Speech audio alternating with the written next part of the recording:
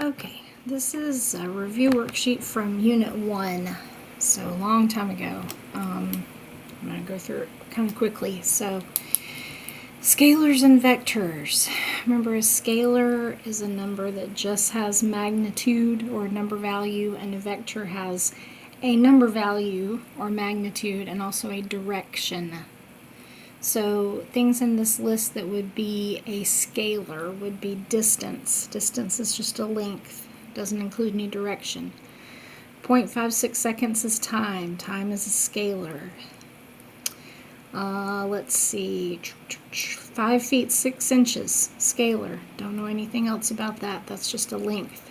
Speed is a scalar. Speed is like how fast you're going, but no information about direction. It's like looking at your speedometer. Same with 78 miles per hour. Don't know anything about direction. Time we already said is a scalar. Vectors, which include direction, velocity, we know that one.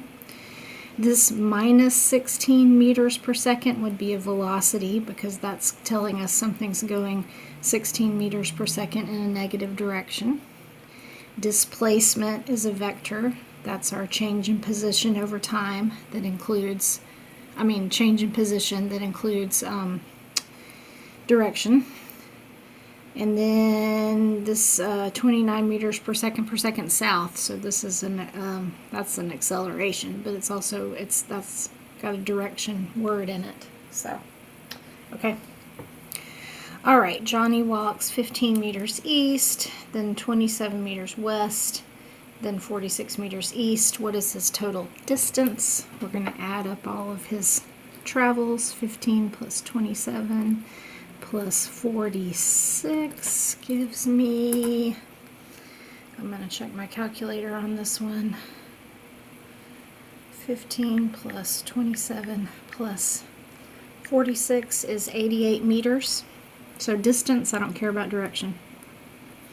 His total displacement, so I've got to take direction into account. So it's going to be 15 minus 27 plus 46, because he went basically 15, then he turned around and came back 27 in the opposite direction, and then he went 46 back, and positive is east, negative is west, conventionally.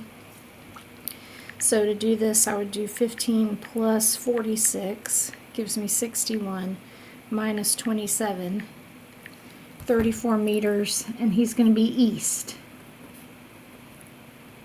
Because this is his starting point. So if he goes this way, then he goes west that way, then he comes back this way east, he's going to end up east of his starting point. Okay, Isabella swims 16 meters north and then 16 meters south. So she must be in a pool, maybe. She does this in 120 seconds. What is her total speed? So total speed is going to be 16 plus 16 divided by 120. That's just her distance over her time. Okay. And that gives me 0.27 meters per second. I just added up 16 and 16 divided by 120. What's her total velocity? Okay, so this one, remember, we use displacement, so we have to use direction. And because she's going 16 meters north and then turning around and swimming 16 meters in the opposite direction, her displacement will be 0. So her total velocity will be 0 meters per second. Remember that? We talked about that as a round trip. Okay. Man runs down the street. What's his velocity? Displacement over time. So he ran 50 meters east in 20 seconds. So that's 50 divided by 20 is 2.5 meters per second east. That's his velocity. How long does it take a bird to fly between parks? If it flies 1,200 meters at 20 meters per second. Same equation here, just solving it for time. So time is going to be displacement divided by velocity. I'm just flip-flopping these two. Okay. So displacement is 1,200 meters velocity is 20 meters per second. When I divide those, the meters are going to cancel and the seconds on the bottom is going to flip up. So we end up with 60 seconds. That's how long it takes the bird to fly.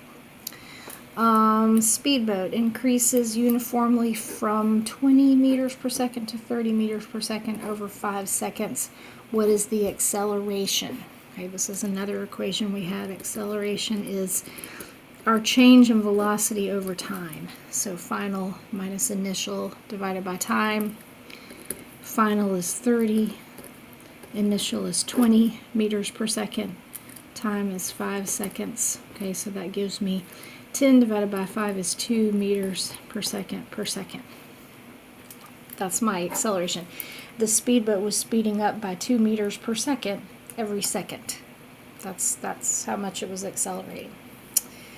Okay, starting from rest, a runner achieves a speed of 10 meters per second in 4 seconds. What's the acceleration? Same equation. And final velocity minus initial velocity over time. Here they started from rest. So 10 minus 0 divided by 4 is going to give me my acceleration because he sped up to 10 meters per second velocity in 4 seconds. And so that's 2.5 meters per second per second. All right, and then last one, crow finds a snail. It drops the snail from rest. The snail falls for 5 seconds, so that's time.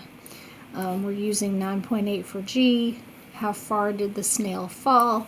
This is our vertical displacement equals initial velocity times time plus 1/2 G T squared. This is an equation we looked at for free fall. So the snails drop from rest, that's 0.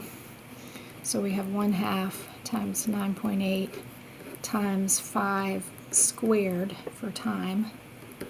That's going to give me how far did it fall.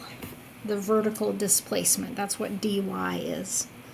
So 0.5 times 9.8 times 25, which is 5 squared, gives me 122.5 meters. So that's how far the snail fell. That's a long way. I wouldn't want to be that snail. Okay.